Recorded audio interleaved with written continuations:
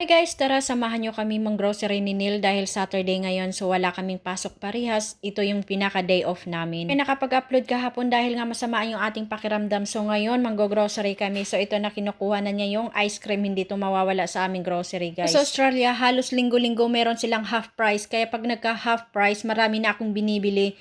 Nag-iipon na ako dahil sayang din yung maititipid mo. Nga talaga ang naka-half price dito. Kaya lang ang binibili ko lang talaga is mga importante dahil dalawa lang naman kami ni Neil. Sabi ko sa kanya, siya na lang muna mag-ayos ng aming napamili kasi parang hinahalukay pa rin yung tiyan ko sa kaka-LBM ko kagabi pa. Ito nga, nilabanan niya lahat ng mga labahay namin dahil sabi ko sa kanya, ako na ang maglinis sa Monday pagka okay na yung aking pakiramdam. Lang kaming dalawa, hati kami sa trabahong bahay pag weekend. Nalang mabait si Neil, pag alam niyang masama ang pakiramdam ko, siya na yung gumagawa ng mga gawaing bahay. Gabi pa nga ako suka ng suka at nag-LBM hanggat sa pagising ko nang hihina na yung katawan ko. Pinakasamahan ko gastro daw ito dahil nakukuha ko ito ata sa aking trabahuan sa childcare. Naman to the rescue si Neil sa mga gawaing bahay at siya na nga lahat ang naglaba at nagsampay sa labas. Nahahawaan ako ng mga sakit na mga bata sa childcare pagdating ng bahay. Sigurado, nahahawaan ko na rin si Neil sunod na araw. Hindi ko rin siya mahawaan sa gastro na to dahil alam daw niya na pagka ito ang umatake sa kanya ay nanghihina ang kanyang buong katawan. Para ang 2 weeks ago nga, nahawaan ko siya ng aking ubo pero hanggang ngayon naandyan pa rin yung ubo niya. Na nga siyang uminom ng salabat dahil pinapainom ko siya. Sabi ko sa kanya, maganda ito sa katawan at maganda sa ubo na panlunas. Yung ayaw ko na may magkakasakit sa aming isa dahil alam ko magkakahawaan talaga kaming dalawa dahil kami lang naman talagang dalawa ang magkasama sa bahay. Bang nananghalian siya, ako naman ay natutulog para daw makabawi ang aking katawan mula kagabi ng aking pagsusuka at pag-ELBM. Gising ko, naabutan ko nga siya na naglilinis ng kanyang mga pinagkainan. Ganyan siya, ayaw niyang ipatagalin ang mga hugasin sa lababo. Yung lunch ko naman, ito lang yung prutas dahil wala talaga akong ganang kumain. Pinipilit ko lang para hindi ako ma-dehydrate. Sabi talaga itong nararamdaman ko kasi hinang-hina yung katawan ko pagkagising ko dahil